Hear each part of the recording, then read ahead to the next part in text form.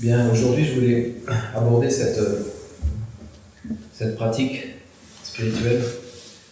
J'ai fait un point ce matin dans l'interview là qu'on a donnée à Ciel ouvert. C'est source. J'ai fait un point qui était à la fin de l'interview, qui était totalement à la fin, et qui me paraît complètement essentiel. Donc je voulais vous reprendre là-dessus et puis réaborder la pratique du rappel de soi, du souvenir de soi. Ce matin, j'ai fait une distinction qui n'est pas, c'est pas noir ou blanc, on s'entend. C'est une sorte de distinction entre ce qu'est une voie spirituelle et ce qui est un chemin de transformation. Et quand Lee nous parlait, bien sûr, l'école, c'est une école de transformation. Et il y a une vraie distinction, il me semble, à faire et qui est très importante pour nous en tant que pratiquants. Cette distinction, elle est dans le sens où une voie spirituelle, un chemin spirituel, le pratiquant peut parfaitement accumuler les pratiques, il peut parfaitement, à force de pratique, il peut parfaitement engranger des expériences, on va dire, de tout type. Mais le contexte à partir duquel il pratique, ça sera toujours l'ego, ça sera toujours je. Donc,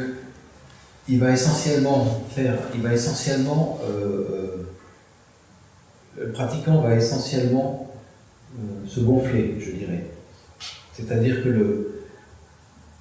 le mécanisme de l'ego à ce moment-là ne fait qu'accumuler, il ne fait que profiter. Donc il y a une prétention qui est sourde dans cette démarche, qui est peu visible, mais il y a une prétention qui est sourde dans cette démarche, dans laquelle le summum bonum, on va dire, sera l'expérience. C'est-à-dire que l'expérience est censée valider le pourquoi je pratique spirituel. Et bien sûr, c'est une lourde erreur, mais c'est inapparent. Peu de voir le signal comme disant, cher ami, fais attention, piège. C'est très peu signifié. On donne des armes aux jeunes pratiquants, on donne des coltes aux jeunes pratiquants, et on lui dit, vas-y, fais ce que tu veux quelque part. Sans lui signifier, sans lui proposer un recul exactement sur ce qui va se passer. Alors qu'une voie de transformation, le point de départ, le point de démarrage, c'est de questionner le pratiquant, c'est-à-dire de questionner le contexte égotique qui fait que le pratiquant a une histoire personnelle, il s'appelle je, un tel, il a tout ce qu'il a accumulé depuis tant d'années, et donc de questionner ce point-là. Et c'est fondamental, parce qu'on peut être engagé sur une voie de transformation et pratiquer comme sur une voie spirituelle. Et bien sûr, rien ne va se passer réellement en termes de transformation. Très peu, ça va être très délicat. Je veux dire, le bénéfice au bout de 30 ans sera très délicat. Maintenant, si on intègre qu'une voie de transformation demande de poser un contexte d'abord, c'est un contexte de pratique nécessaire qui doit être posé. Ce n'est pas juste je me précipite sur le zafou pendant 20 ans et puis je vois. C'est pas ça. C'est d'abord questionner qui pratique. Pourquoi? Quelle est cette entité qui est là, qui s'estime, qui doit s'asseoir, qui doit chanter, qui doit faire ses pratiques de pranayama, ou peu importe. Donc, si on ne comprend pas ça, on peut se fourvoyer pendant des décennies. Et bien sûr, que Dieu nous garde, je ne voudrais pas que mes amis se fourvoient pendant des décennies. Je voudrais qu'il y ait du punch et que les choses aillent directement.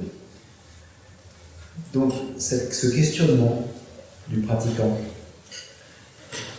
du qui pratique, en fait. Quel est le contexte qui est posé à la base de ma pratique?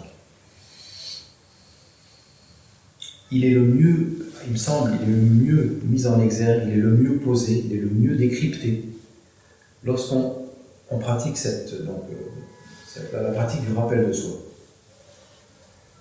Alors, bien sûr, on en a parlé hier, où Jeff l'avait mis à l'honneur, Lee l'utilise, et sans doute beaucoup d'autres écoles également. Mais le point qui est qui est essentiel dans cette pratique, c'est simplement de voir, et là je vais parler pour moi, comme ça vous pourrez peut-être mettre en unisson avec ce que je dis, c'est que tant que je n'ai pas vu, que je n'étais pas présent à ce que je faisais, eh bien je pratiquais dans le vide. Et la prise de conscience de ça peut être aussi bien douloureuse que miraculeuse. Dans le sens où on peut considérer qu'on a pratiqué toute sa vie, et en fait on n'a pas vraiment pratiqué. On a accumulé. On a accumulé et on a pratiqué à partir du contexte de l'ego. Donc voir d'abord, essentiellement, que mon mental, le mental primaire, hein, j'entends, pas le mental intuitif ou quelque chose, une partie du mental très subtile, nous dépossède de la présence. Il obscurcit notre propre présence, ici même. Et c'est donc ce mental-là que l'on va questionner. C'est lui qui se prend pour nous. Ce mental se prend pour guide. Il lui affiche une culture, il lui affiche une histoire personnelle, même s'il y a eu des circonstances historiques dans sa vie, mais il lui affiche une histoire teintée personnelle. Donc si j'examine comment il se joue de moi, comment ce faiseur de confusion se joue de moi, je vois en fait que essentiellement il me présente quatre options, si j'oublie rien. Il y a une option, c'est je me distrais, c'est-à-dire que j'évite de rester présent. Et donc je m'assimile à moi-même, et je vais parler, et je vais me distraire, et je vais regarder ci, et puis je saute à ce sujet-là, et ainsi de suite, sans arrêt. Je me raconte des histoires, donc petites histoires dans ma tête qui tournent, ou des monologues que j'entretiens, sans arrêt, sur les sujets futurs ou le sujet passé. Bien sûr, je m'identifie corporellement, c'est-à-dire que j'adopte des postures qui vident du visage, des postures du corps, qui sont imbibées de cette identification. Voilà, et puis toutes les associations d'idées qui peuvent passer, tout ce qui passe, qui peut être simplement une sorte de masque sur la présence réelle. Donc le plus je vois que je suis endormi, le plus c'est une aide. Le plus je décris combien je suis endormi, le plus c'est mon aide. C'est pas le plus je vais pratiquer pour m'élancer vers le ciel et vers Dieu, c'est une aide, non. C'est l'inverse, c'est le plus je constate combien je suis endormi. Le plus ça va m'aider à comprendre où est mon attention. Parce que la grande affaire, on l'appelle la conscience ou l'attention, c'est que cette substance très fine de conscience, elle est fragile et elle est constamment dévorée par notre mental primaire. Constamment. Donc, est-ce que nous acceptons de lutter pour elle, pour la libérer ? Nous disons effectivement, je constate combien mon attention est dévorée par mes pensées. Combien mon attention est toujours liée, elle n'est jamais pure. Elle n'est jamais juste pure, présente, ici même, qui est la définition de la présence. Elle est toujours liée à quelque chose. Et comme elle est bonne fille, elle est toujours dévorée, tout le temps. Donc nous voilà à ce point où nous posons ce contexte et nous comprenons que, en tout cas ce que moi je propose et ce que j'estime, c'est que la reine des pratiques, chez nous, la base des pratiques, c'est ça. C'est le rappel de soi. Et je dirais même quelle que soit la voie. C'est pas spécifique à l'école de Lee, c'est pas vrai. C'est quelle que soit la voie. Où nous passons 20 ans ou 30 ans ou 40 ans ou toute une vie, excusez-moi, à nous leurrer, nous pensons. Alors bien sûr, il y a un bénéfice certain dans une voie spirituelle, je ne le dénigre pas, mais je veux dire que lorsque l'on entend et on comprend que ce qu'on peut appeler une voie de transformation nous amène beaucoup plus directement à nous-mêmes, à ce moment-là, pourquoi persévérer à pratiquer à partir d'un contexte fallacieux? Donc, cette pratique du rappel de soi, pour moi, c'est la reine des pratiques. C'est celle qui va... On pourrait ne faire que cette pratique. Que ça, d'ailleurs, ça suffit parce que notre temps est compté, mais on aurait largement de quoi faire de faire que cette pratique. Se rappeler soi-même, revenir à soi-même, se dire « Ah, où j'étais ? Tiens, ah oui, je n'étais pas présent. » Je roulais, par exemple, mais je n'étais pas là. J'étais en mode automatique, sur la radio ou à discuter. Je n'étais pas présent. Et ce n'est pas une présence forcenée, c'est délicat, c'est doux. C'est juste évaporer le lien de notre attention avec le mental, notre boîte à singes, pour revenir à quelque chose d'ouvert, une attention ouverte. Nous ne tirons pas de conclusion, nous ne savons pas ce que c'est que ce mystère. Nous sommes simplement des explorateurs et nous constatons que cette attention ouverte, c'est nous. C'est le gourou, c'est le divin, c'est la conscience, peu importe, mais nous sommes dedans, nous sommes là, nous sommes mélangés à ça. Et cette attention ouverte, petit à petit, plus nous la cultivons, plus nous lui faisons confiance, plus elle va dévoiler ses propres qualités. Elle va dévoiler ses qualités, intemporelles, unitives, bienveillantes, peu importe. Donc voilà mes amis, je vous encourage, je vous supplie presque à genoux de voir ça, de le voir avec une telle force que ça sera une expérience de « Ah, j'ai compris. J'ai compris. » Et si ce « j'ai compris » il est douloureux, encore mieux. Ça voudra dire que vous avez pratiqué jusqu'au stade où vous avez pratiqué, jusqu'à entendre ce message, et que maintenant une autre porte s'ouvre. Et les pratiques elles-mêmes ne vont pas changer. C'est ça qui est le bonus aussi. Nos propres pratiques de chacun de nous dans nos écoles, dans nos propres vies spirituelles ne vont pas changer. Ce qui va changer, c'est le contexte à partir duquel nous pratiquons.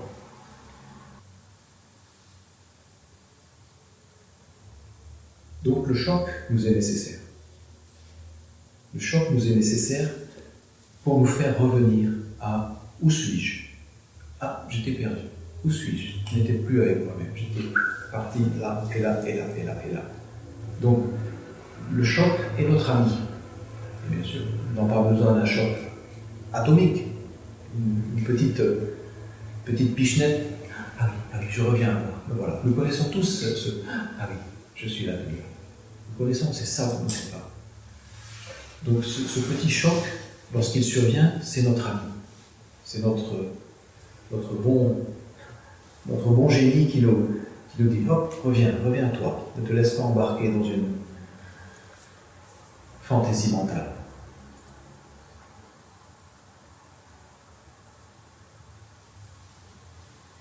Alors bien sûr, il y a des difficultés à cette pratique. On peut la comprendre, la saisir de manière intuitive et puis dire « Oui, je comprends ça. » Néanmoins, il y a une grande difficulté, par exemple, c'est lorsque l'on s'adresse à quelqu'un d'autre. Lorsqu'on est assis sur le zafou et qu'on pratique ainsi, bien sûr, on peut revenir calmement vers soi-même. Maintenant, lorsqu'on est en relation, nous croisons quelqu'un dans la rue, nous adressons à nos proches, nous sommes en relation. Comment ça se passe ? En général, nous sommes complètement décentrés. Nous ne sommes plus avec nous-mêmes. Nous sommes totalement dans une sorte de Louis Boulga avec l'autre. Une sorte de... Comment on appelle ça ? Catch avec l'autre. Donc une des possibilités, c'est, et souvent dans l'école de Gurdjieff, ils en parlaient, c'était effectivement de séparer l'attention. Madame de Sassman, par exemple, elle proposait, je crois, 25% ici, 75% là, ou l'inverse, quelque chose de ce goût-là. Et dans ma propre pratique, j'ai trouvé ça un peu difficile. C'est-à-dire qu'il y avait une sorte de césure, et l'unité de l'attention était plus délicate. Tandis que chez lui, par exemple, lui, ce qu'il propose, qui m'a semblé plus subtil, quelque chose de subtil, c'était de se relier au champ de l'attention. C'est-à-dire se relier au champ de l'attention. Donc, lorsque nous nous adressons à quelqu'un et que nous sommes présents à nous-mêmes, l'autre est présent également dans le champ de l'attention. Il n'y a pas une dichotomie, une séparation, je garde ci, tu gardes ça, et puis on fait comme ça. Donc le champ de l'attention nous porte tous, en fait. C'est pas le pratiquant qui porte le champ de l'attention, c'est le champ de l'attention qui porte les pratiquants, qui porte toutes choses d'ailleurs. Un autre point, c'est que lorsque nous évoquons cette pratique, telle que je l'ai évoquée jusqu'à maintenant, c'est qu'elle se passe essentiellement dans une compréhension intellectuelle. Elle se passe, on va dire, au niveau de la tête. Elle passe au niveau de la tête. Et bien sûr, on se rend bien compte que le corps est absent. On peut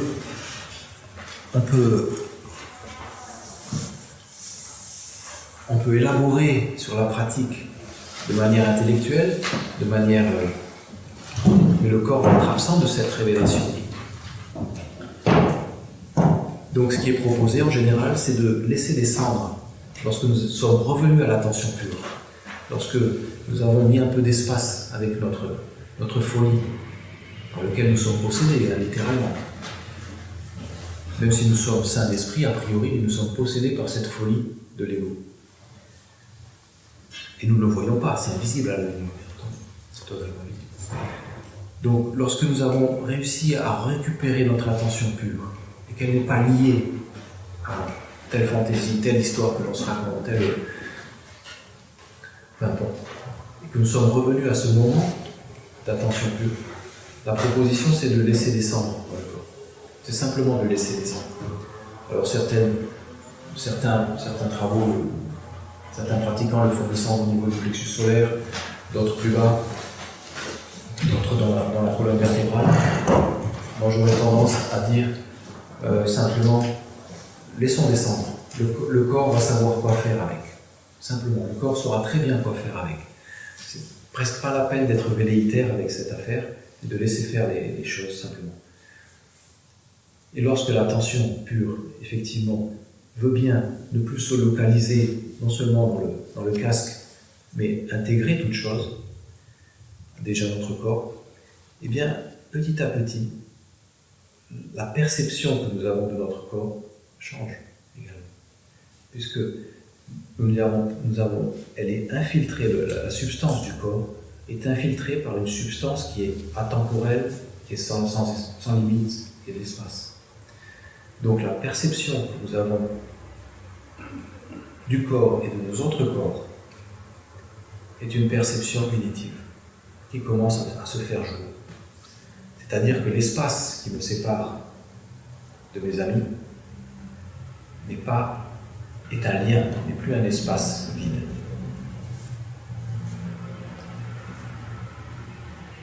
Grâce à cette propriété, grâce à ce travail que nous avons fait, de laisser descendre l'attention. Pas Covid. Je vous souhaite. Je le dis avant de vous enfuir en courant. Trop tard. Ben, je l'espère. Je n'en sais rien, je l'espère. Voilà, je vous demande de prêter la plus grande attention à ce qui vient d'être dit. Parce que si nous voulons réellement que quelque chose d'une réelle transformation s'opère en nous, pas simplement un vernis, pas simplement un cautère sur une jambe de bois, pas simplement une proposition d'une vie glorieuse. C'est la proposition d'une vie réelle, qui est différente de la proposition d'une vie glorieuse. Donc je vous encourage vraiment à considérer et à reconsidérer 1000 fois, à remettre sur le métier cette pratique. Et à la travailler, et à lire tout ce que vous pouvez lire là-dessus, et à faire votre propre jugement, de façon à pouvoir réellement goûter les fruits de ça, et comprendre que, par exemple, dans notre école, dans l'école de Lille, nous avons une liste de pratiques qui est longue comme le bras. Ça peut occuper 24 heures par jour. Très souvent, les débutants, lorsqu'ils viennent à l'école, ils sont submergés d'une certaine manière, parce qu'ils ont ce catalogue, et ils ressentent, je le vois à Montpellier, ils ressentent un sentiment de difficulté ou de trop-plein, quelque chose qui est excessif ou qui n'est pas pour eux, quelque chose qui est... C'est trop, c'est excessif, voilà, quelque chose dans lequel ils ont du mal à trouver. Alors bien sûr, comme nous tous, mais ils vont picorer une pratique par-ci, une pratique par-là, celle-là je peux faire, celle-là je ne peux pas faire, et ainsi de suite, et ainsi de suite. Mais si nous revenons, et c'est dans le manuel d'études, c'est marqué la première pratique, c'est le rappel de soi, c'est marqué le souvenir. Mais si nous revenons à cette pratique immédiatement, et que nous avons saisi l'essence de cette pratique, toutes les autres pratiques s'agencent. Tout le puzzle tombe naturellement et complètement en place, sans aucun effort, sans aucun trouble à l'intérieur de nous de dire « Ah, mais il y a la pratique alimentaire, et puis il y a la respiration, et puis il y a les pratiques intérieures, et puis il y a la méditation du matin, et ainsi de suite. » Tout s'agence d'une manière extrêmement harmonieuse. Donc et nous avons la chance d'être ici cet après-midi. Okay. Merci. Merci d'être venus, ceux qui sont déplacés. Donc pour votre propre vie intérieure, je vous encourage vraiment à mettre l'emphase sur cette pratique.